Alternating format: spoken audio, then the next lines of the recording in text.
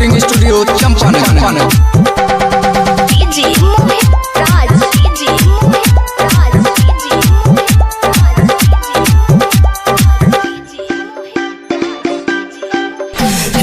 हार देबोगे छोड़ी सिंगार देबोगे, हार देबोगे छोड़ी सिंगार देबोगे, अइहे सरसी बाजार तोरा सब कुछ देबोगे, अइहे सरसी बाजार तोरा सब चीज देबोगे। हार देबोगे छोड़ी सिंगार देबोगे, हार देबोगे छोड़ी सिंगार देबोगे, अइहे मुरबला बाजार सब जोगार देबोगे, अइहे मुरबला बाजार सब जोगार देबोगे।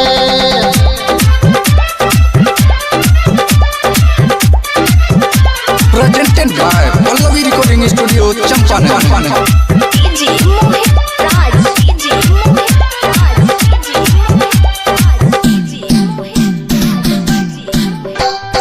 जे सब मंगबी के छौरी सब देबोगे, जे सब मंगबी के छौरी सब देबोगे, पहले लेबो एगो चुम्मा तब सासोल घुमेबोगे, पहले लेबो एगो चुम्मा तब सासोल घुमेबोगे।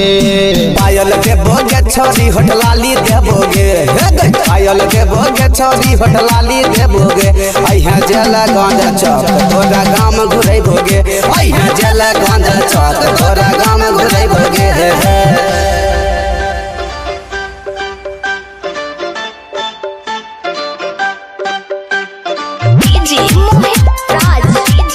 Presented by Pallavi Recording Studio Champaran।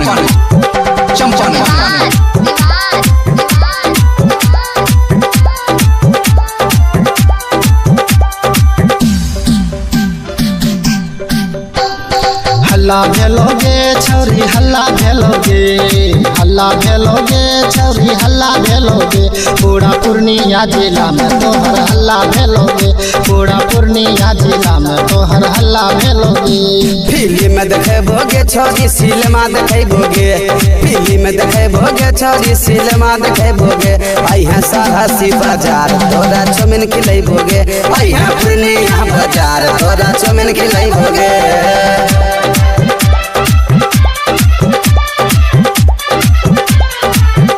Presented by Pallavi Recording Studio Champaran।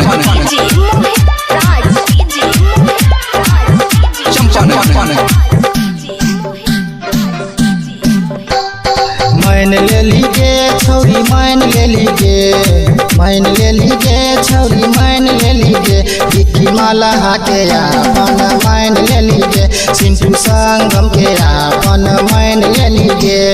छोड़ देलीगे छोड़ी छोड़ देलीगे, छोड़ देलीगे छोड़ी छोड़ देलीगे, राकेश रंगीला के साथ छोड़ी छोड़ देलीगे, विक्की मल्लाह के पास तू आ गेलीगे, राकेश रंगीला के साथ छोड़ी छोड़ देलीगे, विक्की मल्लाह के अपन बनाए लेलीगे, राकेश रंगीला के साथ छोड़ी छोड़ देलीगे।